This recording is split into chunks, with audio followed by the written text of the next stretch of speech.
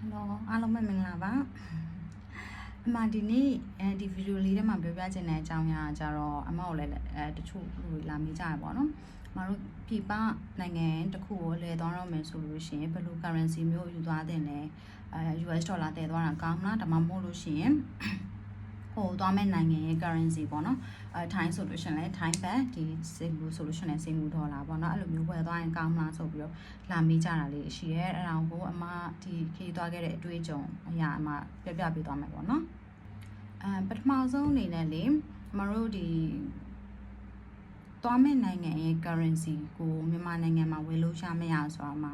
အရင်ဆုံးကြည့်ရမယ်ပေါ့နော်ဝယ်လို့မရဘူးဆိုရင်တော့အလကားပဲပေါ့နော်အဲ့လိုမျိုးဆိုဝယ်လို့ရတယ်ဆိုလို့ရှိရင်ဥပမာမြန်မာတွေအများစုသုံးကြရဲဆိုထိုင်းဘတ်အိန္ဒိယရူပီစင်ကာဒေါ်လာဆိုလို့ရှိရင်မြန်မာနိုင်ငံမှာတော်တော်လေးများများလေးသုံးကြရတယ်အဲ့လိုမျိုးဆိုတော့ဝယ်ရတာလွယ်ရယ်ဆိုတဲ့အတွက်ကိုထိုင်ရိုက်ဝယ်သွားတာအဆင်ပြေပါတယ်အဲ့လိုမျိုးဆိုလို့ရှိရင် exchange rate တွေနှစ်ခေါက်လဲရတာတော့ဘာလို့မဖြစ်တော့ဘူးပေါ့နော်တကယ်လို့ကိုသွားမဲ့နိုင်ငံရဲ့ currency ကိုတိုက်ရိုက်မြန်မာမှာဝယ်လို့မရဘူးဆိုလို့ရှိရင်တော့ဒီ US ဒေါ်လာတည်သွားတာအကောင်းဆုံးပဲပေါ့နော်။ဘာလို့အမအဲ့လိုပြောရတာလဲဆိုလို့ရှိရင်အမတေချာလေးရှင်းပြပေးမယ်ပေါ့နော်။ဘာဖြစ်လို့လဲဆိုတော့ဥပမာထားပါတော့ US ဒေါ်လာကဒါကတော့အကုန်လုံးလဲသိကြပြီးသားဖြစ်မှာပါဒီတကဘာလုံးက common currency အနေနဲ့လက်ခံထားရဲဆိုတော့ဘယ်နိုင်ငံမဲရောက်ဒါကလဲလို့ရတယ်။နော်ဟိုတကယ်လို့ကိုသွားမဲ့နိုင်ငံရဲ့ currency ကိုဝယ်လို့မရဘူးပေါ့နော်အဲ့လိုUS ဒေါ်လာလည်းကိုကမယူသွားချင်ဘူးတခြားဒီဂျားကန်ပေါ့နော် currency တစ်ခုခုဥပမာထိုင်းဘတ်ပဲဖြစ်ထိုင်းဘတ်ဆိုတာကထိုင်းကိုသွားမှာမဟုတ်ဘူးเนาะတခြားနိုင်ငံသွားမှာဒါပေမဲ့ကိုယ့်လက်ထဲမှာထိုင်းဘတ်ရှိလို့ထိုင်းဘတ်ယူသွားလို့အဆင်ပြေလားဆိုလို့ရှိရင်အဲ့လိုဆိုလို့ရှိရင်အမတို့ကစဉ်းစားမကို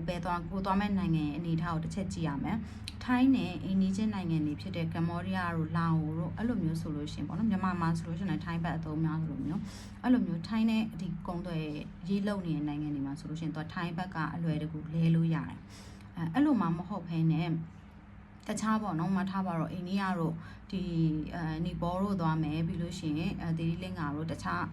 ထိုင်းနဲ့တော့မနီးဆက်တဲ့ပေါ့နော်ဆက်ဆက်မှုမရှိတဲ့နိုင်ငံတွေကိုသွားမယ်ဆိုလို့ရှိရင်ထိုင်းဘက်ကဟိုလေငွေလဲလို့အဆင်မပြေဘူးပေါ့နော်မရအောင်အဲ့ဒါကြောင့်ကိုကတော့ဒီနိုင်ငံခြား currency တစ်ခုကင်ထားတာပဲဘယ်မှာပဲဖြစ်လဲလို့ရမယ်လို့တော့အဲ့လိုမျိုးတော့တတ်မှတ်ထဲတွက်ထားလို့မရဘူးပေါ့နော်ဥပမာဆိုလို့ရှိရင်အမဒီဖိလစ်ပင်းဆိုတော့စင်ကာပူဒေါ်လာအမယူသွားတယ်ဘာလို့လဲဆိုတော့ဒီစင်ကာပူဒေါ်လာဆိုလို့ရှိရင်ဒါတော်တော်လေး strong ဖြစ်တဲ့ currency တစ်ခုပဲလေ US ဒေါ်လာနဲ့ဆိုလို့ရှိရင်သူက 1.23 လောက်ပဲရှိရဲဆိုတော့သူက strong ဖြစ်တယ်လို့ပြောလို့ရတယ်အဲ့ဒါကြောင့်စင်ကာပူဒေါ်လာယူသွားတယ်ဘာလို့လဲဆိုတော့အမစင်ကာပူကနေဆက်သွားတာဆိုတဲ့အတွက်ကိုစင်ကာပူဒေါ်လာယူသွားတယ်ဒါပေမဲ့ဖိလစ်ပင်းမှာစင်ကာပူဒေါ်လာလုံးဝရောင်းလို့မရဘူးပေါ့နော်ငွေလဲလုံးလို့မရဘူးဆိုတဲ့အတွက်ကိုဒီမှာအိုက်တုံကတော့ဒီဘန်ကက်ရှိရဲဆိုတဲ့အတွက်ကိုနေပဲATM ကနေပဲထုတ်ပြီးသုံးရတယ်ပေါ့နော်ဒါကတော့အမအတွေ့အကြုံလေးမှရှင်းပြတာအဓိကအမပြောချင်တဲ့အကြောင်းအရာကကြတော့လေcurrency ဒီ currency ကျေလို့မဟုတ်ဘူးကိုသွားမဲ့နိုင်ငံပုံမူတည်ရကိုသွားမဲ့နိုင်ငံကကိုယူသွားတဲ့ currency လက်ခံမခံဆိုတဲ့ပုံမှာပေါ့နော်အဲ့ဒါကြောင့်ဘယ်ပဲသွားအဓိကကသူ့နိုင်ငံရဲ့ currency ကိုယူသွားတာမျိုးမဟုတ်ဘူးဆိုလို့ရှိရင် US ဒေါ်လာပဲတည်သွားတာအကောင်းဆုံးပဲပေါ့နော်အဲ့လိုမှမဟုတ်ဘူးဆိုလို့ရှိရင်နောက်တစ်ချက်အနေနဲ့စဉ်းစားကိုကဘယ်နိုင်ငံသွားတာလဲအဲ့ဒီနိုင်ငံရင်မှာဘာ currency တွေသုံးလဲပေါ့နော်ဘယ်လို currency တွေလက်ခံလဲဆိုတော့တစ်ချက်ကြည့်ရမယ်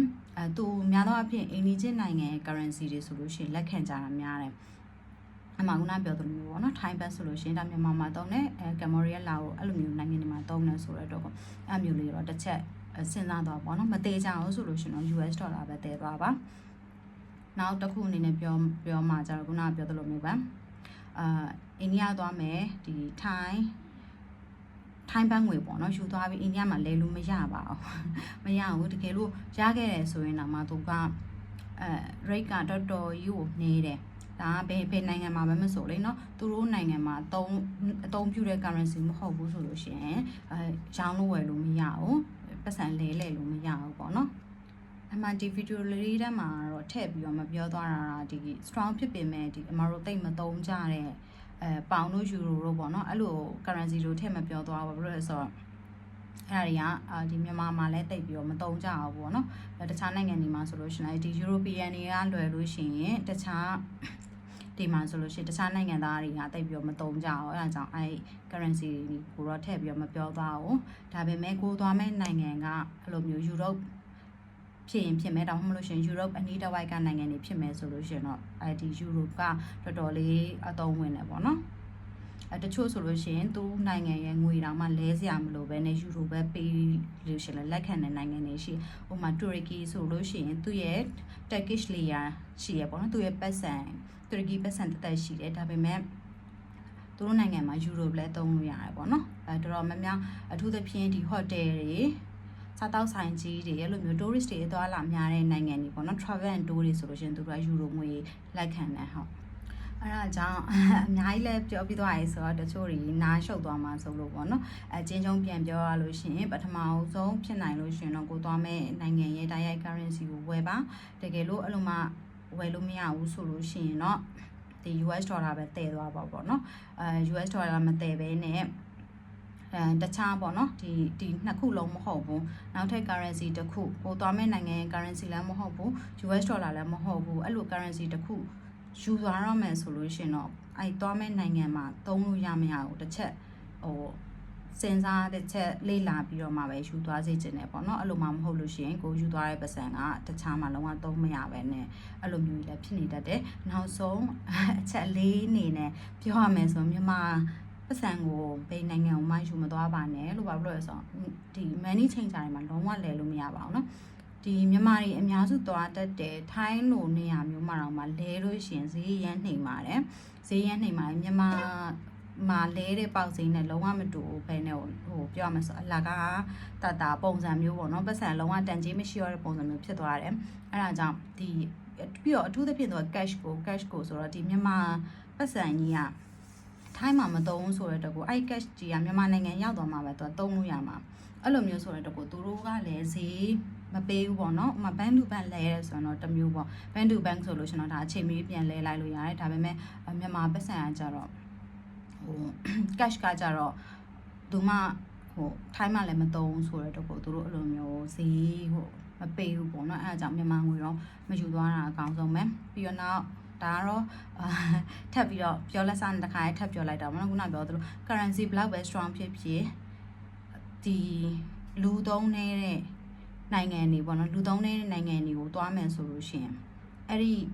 currency ယူသွားလို့ရှိရင် rate အရင်နှဲပါတယ်မပေးပါဘူးเนาะဥပမာဆိုအနေနဲ့အမှပြောရလို့ရှိရင် UAE ကနေပြီးတော့ထိုင်းလာမဲ့သူတွေဆိုလို့ရှိရင်လေ UAE ပတ်စံ strong ဖြစ်တာမှန်တယ်ဒါပေမဲ့ UAE ပတ်စံနဲ့ကလည်းဒီ Middle East ကနိုင်ငံတွေတွားရတယ် Middle East ကနိုင်ငံတွေမှာလဲ rate လုံးဝမနေဘူးဘာဖြစ်လို့လဲဆိုတော့သူရဲ့ currency ကအဲ့ဒီနိုင်ငံတွေမှာအသုံးဝင်နေဆိုတဲ့အတွက်ကိုဟွာဖြစ်တယ်ပေါ့နော်လဲလို့အဆင်ပြေတယ်ဒါပေမဲ့ UAE ကနေပြီးတော့ဥပမာထိုင်းလိုနေရာမျိုးကိုလာမယ်ဆိုလို့ရှိရင်ထိုင်းမှာက UAE ပတ်စံ drum ပေါ့နော်လုံးဝမသုံးဘူးလုံးဝမသုံးဘူးအသုံးဟိုပြန်အယောင်းဝယ်လဲဖြစ်တာအရင်နေတယ်ဆိုတဲ့အတွက်ကိုတကယ်လို့ကိုကငွေလဲကျင်တယ်ဆိုရင်တော့မှဈေးတော်တော်ယူနှိမ်ပြီးတော့မှရောင်းရတယ်ပေါ့နော်အဲ့လိုမျိုးဆိုရတော့ကိုစင်မပြေပါဘူးတချို့ကြတော့ခုနပြောသလိုမျိုးပဲ US dollar လဲမလို့ရှိရင်ဟွာဖြစ်တယ်ပေါ့နော် US dollar လဲရင်တစ်ခါ exchange rate နာမှာပြီးလို့ရှိရင်ပတ်ပြန်လဲရင် exchange rate နာမှာဆိုတော့သူကတွက်ကြတယ်ဒါပေမဲ့တကယ်တမ်းကျတော့ US dollar ယူလာလို့ရှိရင်ဘယ်နိုင်ငံမှာပဲဖြစ်ဖြစ်ရောင်းလို့ရတယ်လို့ rate ကလည်းမနေပါဘူးเนาะအဲ့ဒါပါပဲပြောချင်တာကတော့နောက်မှပဲဗီဒီယိုလေးတွေတစ်ချက်ပါသုံးဝင်တဲ့ဗီဒီယိုလေးတွေပေါ့နော်စဉ်းစားပြီးတော့ထပ်ပြီးတော့တင်ပေးသွားပါမယ်ဒီနေ့တော့ဒီလောက်ပါပဲတတား